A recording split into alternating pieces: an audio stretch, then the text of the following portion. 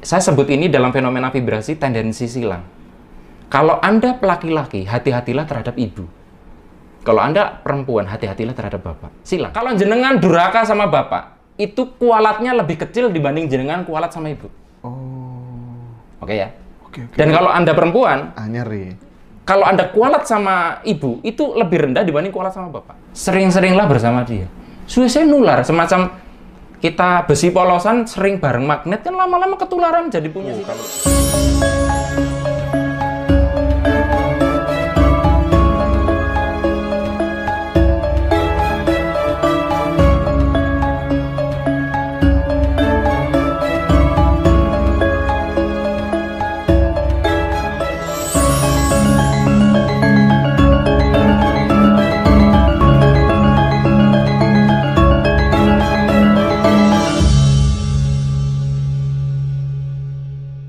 Monggo Mas Hendra. Siap.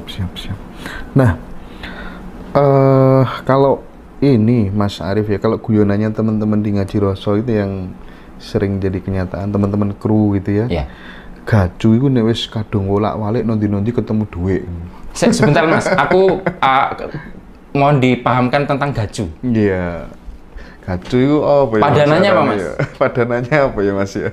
Jadi kalau kita dulu apa tuh namanya mainan gitu ya. Diumbulno dianu piye wae tetep menang gitu ya. Oh, jadi kayak kita tuh sudah iseng, nggak serius-serius amat, kok tetap hasilnya serius. Lah, itu Mas.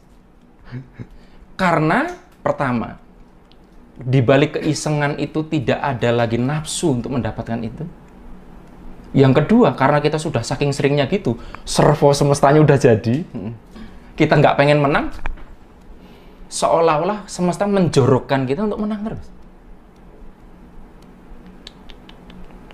Itulah sebabnya juga, kebalikannya, ketika ada orang servonya sulit Mas, dia lalu sudah berjuang 5 tahun, Mas, aku udah berjuang 5 tahun, kok aku tetap gini aja.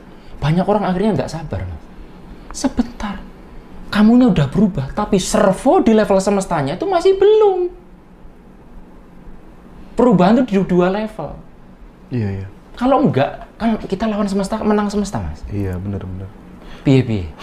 Saya sedikit konsultasi Mas, mumpung ketemu pakar vibrasi. Sharing ya? Iya, aku sharing. takutnya, soalnya gini, bisa saja sebetulnya jenengan lebih hebat dari saya. Cuman saya duluan aja ngomong ini gitu loh.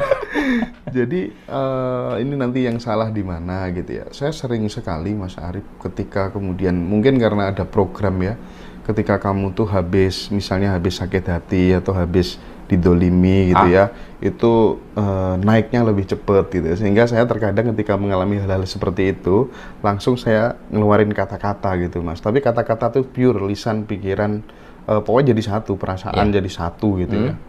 Dan itu hampir 95% Jadi nyata. selalu jadi kenyataan. Sebentar, yang keluar ini umpatan, kejengkelan misal atau gini, ya. misal gini, dia kan ibaratnya selama ini tak rawat ya. Mas Haji ini tak rawat, tak rumat gitu ya.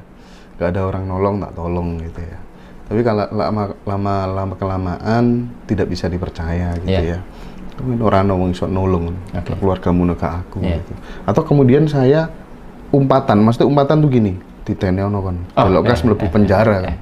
Nah, atau kemudian terkadang karena saking parahnya gitu ya, saya sakit hati, tak tukar dengan habis ini rezekiku bakal begini. Itu persis jadi kenyataan. Betul. Jadi gini Mas, yang menarik adalah sebetulnya kita bisa melakukan perwujudan dengan energi negatif maupun positif.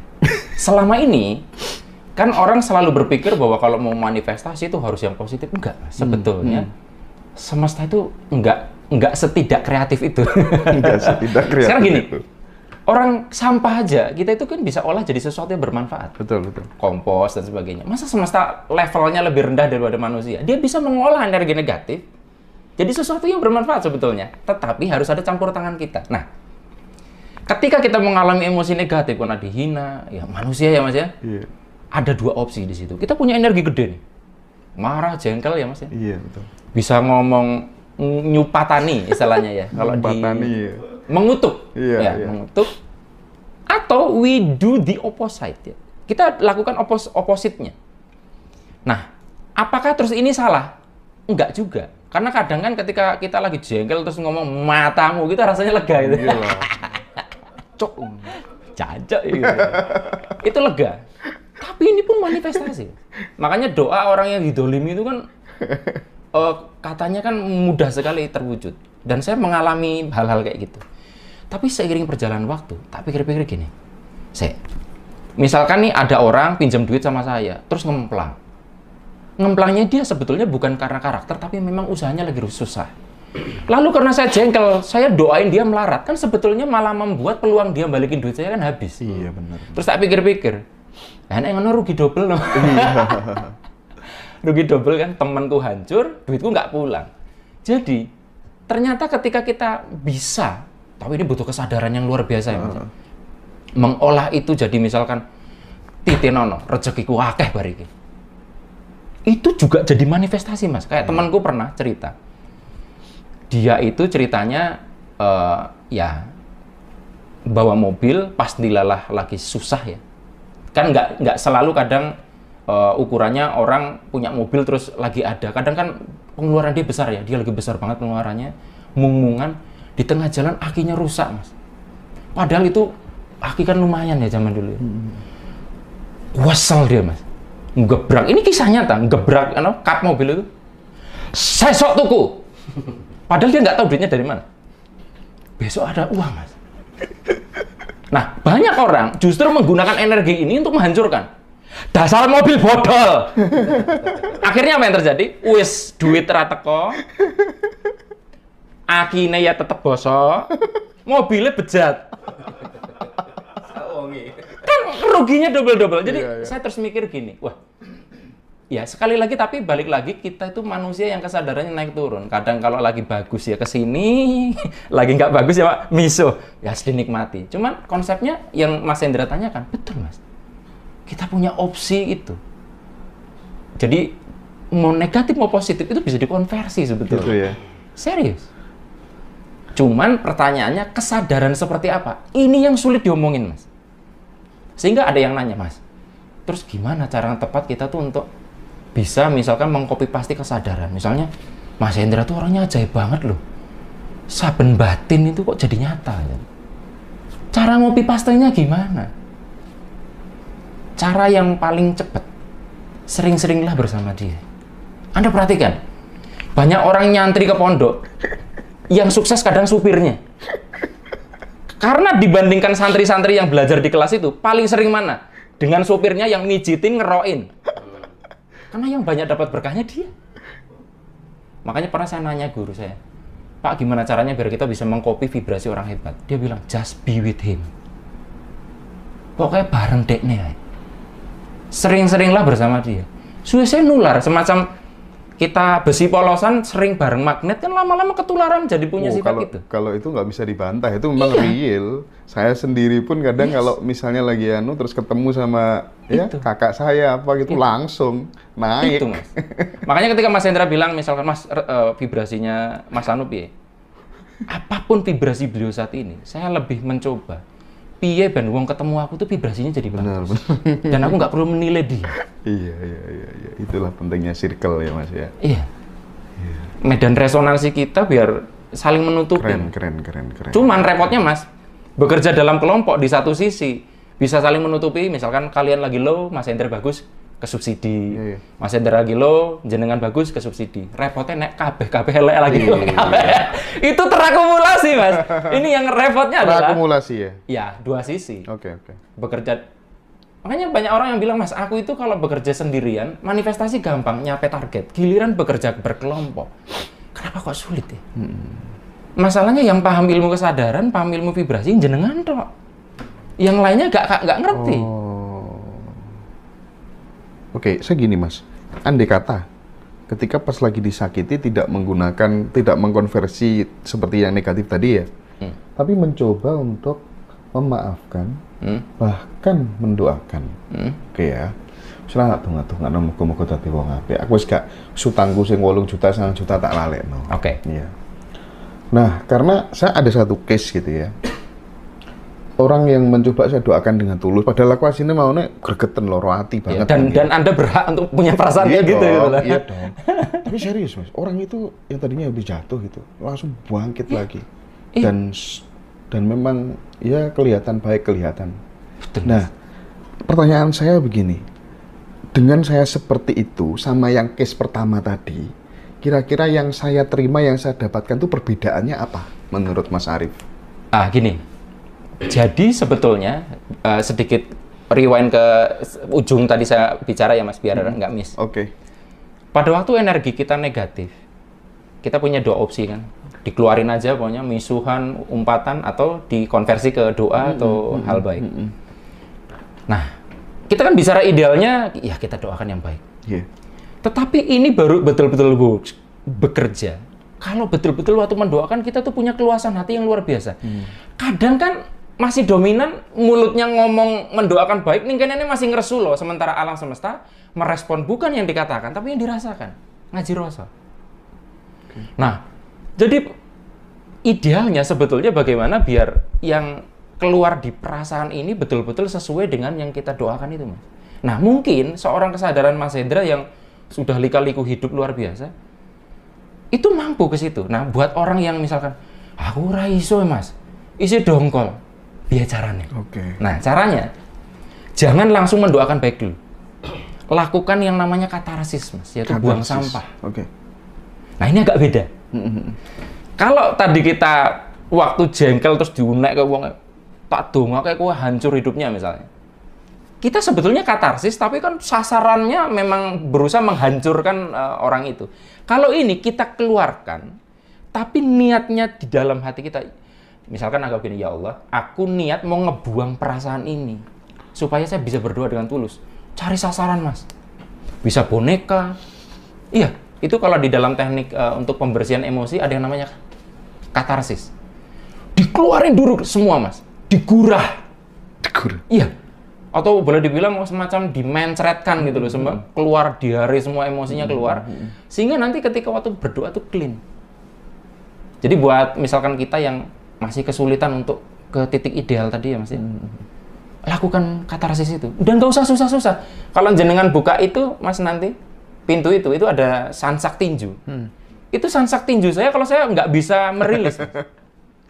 Ada netizen komen ranggenah gitu, bikin video capek-capek lalu dibilang video nggak bermutu, kok tiba-tiba jancuk. Saya mau mendoakan baik, semoga dia diberikan kesadaran. Gak kolu, saya nggak bisa nipu diri tuh Mas. Iya dong. Udah Mas, itu ada apa? Yang untuk sarung tinju itu, terus itu saya keluarin itu, keluarin Mas, necetin sialan, keluarin semua sampai lega. Baru kita bisa mendoakan dengan tulus. Oke. Untuk orang yang levelnya belum selevel itu ya Mas ya. Tapi terlalu sulit soalnya. Tapi Mas Arief percaya bahwa kemudian kata-kata doa yang kita ucapkan untuk seseorang, ya misalnya Mas Haji ini lama nggak punya dapat pasangan gitu ya, tapi harus kita berdoa dengan tulus. Itu sebenarnya ada efeknya apa enggak sih? Ada efeknya jika dianya juga mau, Mas. Nah, seringkali yang menarik, orang Indonesia tuh sering latah mendoakan yang orang itu nggak mau. Parameter mau itu apa? Sekarang gini, misalkan jenengan nggak mau kuliah, posisi SMA. Lalu ada yang seolah-olah sok tahu mau kemauannya seorang Hendra. Oke. Dah lulus ya le, tak dong, cepet kuliah. Aku ya jane ora gelem kuliah, aku pengen bisnis kok. Makanya kenapa akhirnya supaya saya nggak sia-sia Mas. Sebelum saya doain tak tanya dulu, kamu mau apa? Biar aku mengamplify yang kamu mau. Kan kalau dianya nggak mau juga nggak nanti kalau sesuatu itu datang pun dia nggak menikmati Mas. Jadi sebelum aku mendoakan orang cepat punya jodoh, tak tanya, kamu pengen nikah nggak? Pengen. Tak doain ya. Kalau dia memang ingin melajang dulu, terus tak doakan nikah, lalu kemudian ternyata doa saya itu akhirnya lebih kuat, dia ketemu pasangan lebih cepat, ribet, terus pisah. Bukankah akhirnya doa saya untuk dia malah bikin mudarat? Makanya sekarang Mas, saya lebih memilih untuk apa sih kok pengen ini? Tak doakan. Nah, seringkali kadang kita tuh merasa tahu apa yang diinginkan orang itu. Tapi apakah terus salah mendoakan orang? Enggak, Mas. Tetapi itu baru akan punya efek kalau orangnya mau. Ya sama aja kalau saya nawarin makanan, Mas, orangnya nggak mau makan, ya nggak ketemu mur baut ya, Mas. Nah, repotnya itu tadi, kalau doa saya lebih kuat dari dia, mungkin nggak terjadi? Terjadi, Mas. Tapi belum tentu dianya bahagia, kan? Oke. Berarti kan doa itu ada efek sebenarnya. Ada, Mas. Ada. Apalagi dari orang-orang yang sudah beresonansi dengan DNA kita. Iya. Contohnya orang tua. Ibu, iya. Dari hasil riset, teman-teman bisa cek. Itu pernah diambil dari sel ludah, ya, darah, lalu dipisahkan dari pemiliknya sekian kilo. Apapun perubahan perasaan dari orang tersebut, itu mempengaruhi struktur di level mikrobiologis pada darah dan ludah itu. Nah, apa hubungannya dengan kita? Sperma dari bapak itu kan juga bagian dari bapak. Ovum dari ibu. Keduanya itu seumur hidup akan terhubung ke sumbernya. Lalu jadi kita. Mau gimana, Mas? Doanya mereka ngaruh. Tapi ada kecenderungan menarik. Saya sebut ini dalam fenomena vibrasi tendensi silang. Kalau Anda laki-laki, hati-hatilah terhadap ibu. Kalau Anda perempuan, hati-hatilah terhadap bapak. Silang. Jadi, kita bikin skenario yang agak gak enak ya, Mas. Oke, siap. Kalau jenengan durhaka sama bapak, itu kualatnya lebih kecil dibanding jenengan kualat sama ibu. Oke ya? Oke. Dan kalau Anda perempuan, nyari. Kalau Anda kualat sama ibu, itu lebih rendah dibanding kualat sama bapak. Case-nya gini, kalau misalkan Anda nggak pengen kuliah, Anda pengennya bisnis, Anda perempuan, tapi bapak merestui walaupun ibu tidak, jalan. Tapi kalau Anda perempuan yang tidak merestui bapak, jangan. Abot. Tapi jangan terus Anda ngambil, oke, aku boleh durhaka ke salah satu dong. Bukan gitu juga konsepnya. Cuma maksud saya adalah, karena kan worst skenario terburuk, kita akhirnya, wah ini gak akur kabeh ya. Iya. Oke. Ya wis, sing penting salah siji dan itu silang. Makanya kenapa dalam cerita Malin Kundang, yuk. Itu kan menarik. Ibu ngutuk anak laki-laki. Coba cari story yang ibu ngutuk anak perempuan. Belum nemu sampai hari ini. Iya. Dicari. Nah, saya akhirnya praktekkan contoh, makanya saya bilang. Ada orang perempuan, dia tuh selalu bermasalah dengan pasangannya. Jadi maksudnya ketemu pasangan nggak jadi, ketemu suami pisah gitu kan, bolak-balik. Pertama kali yang saya tanya, Anda bermasalah dengan bapak atau tidak? Itu pertanyaan pertama. Dan dari 10 pertanyaan itu, 8 benar. Sampai kalau di WA itu chat gitu kan, banyak kan orang yang curhat ke saya kan. Kok Mas Arif kayak dukun? Bukan. Itu kecenderungan. Ya, mudah-mudahan saya nggak terlalu semangat ya. Waduh, keren. Luar biasa. Loh biar Mas aku mengajar vibrasi terus jenengan nontonin lokor. Berarti saya sudah salah tuh ngomong vibrasi tapi enggak. Betul. Nah, tapi saya gini, saya ingin ada case dari Mas Arif pribadi gitu ya. Terkait dengan mengenali pola-pola keberuntungan yang ada di dalam dirinya Mas Arif. Karena kalau tidak dikenali, ya kita nggak bisa ngulang-ngulang lagi dong. Misalnya, rezeki datang ke saya itu lewat apa saja sih? Nah, kayak gitu ya. Mas. Nah, gimana Mas? Praktisnya gimana biar teman-teman mudah memahami? Satu kemampuan yang paling jadi fondasi dalam hal niteni atau mengamati pola adalah kemampuan mengamati itu, Mas. Nah, mengamati itu beda dengan fokus, beda dengan konsentrasi. Mengamati itu artinya kita melihat tanpa keberpihakan. Contohnya kayak gini. Ya kayak kita nonton Real Madrid versus Manchester United dan kita tidak berpihak ke salah satu. Kita akan jadi pengamat. Iya. Dan kita bisa melihat semuanya, tidak bias. Nah, dalam kasus ini yang kita perlu lihat adalah hidup kita kan. Nah, repotnya adalah kita tuh kadang sulit banget loh Mas melihat diri kita. Tahu nggak kenapa? Kan ini kan kita harus mengingat diri kita sendiri ya. Tahu nggak sulitnya kenapa? Kenapa Mas? Kita sudah terlalu sering ngomongin orang, Mas. Makanya ada yang bilang, Mas, gimana caranya biar lebih peka ngamatin diri sendiri? Kurangi Anda bersama dengan crowd, kebanyakan orang. Bukan terus Anda bersama-sama jadi, Mas Hendra, sorry ya, aku nggak mau lagi bersamamu, aku mau sendiri supaya ngamatin. Bukan gitu juga. Cuman itulah kenapa akhirnya suruh meditasi, wirid, zikir. Kan sebetulnya mencoba memutus dengan sesuatu selain dengan diri sendiri. Saat tidak ada orang lain, yang kita lihat cuma diri sendiri kan, Mas? Jadi latihan pertama, kalau Anda kesulitan, sering-seringlah menyendiri. Naik meditasi mungkin kesulitan, menyendiri aja. Lalu kalau masih sulit, ditulis. Karena kalau nggak ditulis tuh nggak bisa jadi pengamat, Mas. Banyak orang yang curhat masalahnya ke saya sampai 5 halaman Facebook itu, inbox itu, scroll 5 kali, Mas, sepanjang itu. Kebayang panjangnya seperti apa? Dan saya nggak balas. Karena sibuk. Jeda beberapa waktu, entah 2-3 bulan, saya langsung ingatkan, tak balas. Dia bilang, Alhamdulillah Mas Arif, masalahnya sudah selesai sekitar seminggu setelah saya nulis ke Mas Arif. Dan kasus kayak gitu nggak 1-2 kali.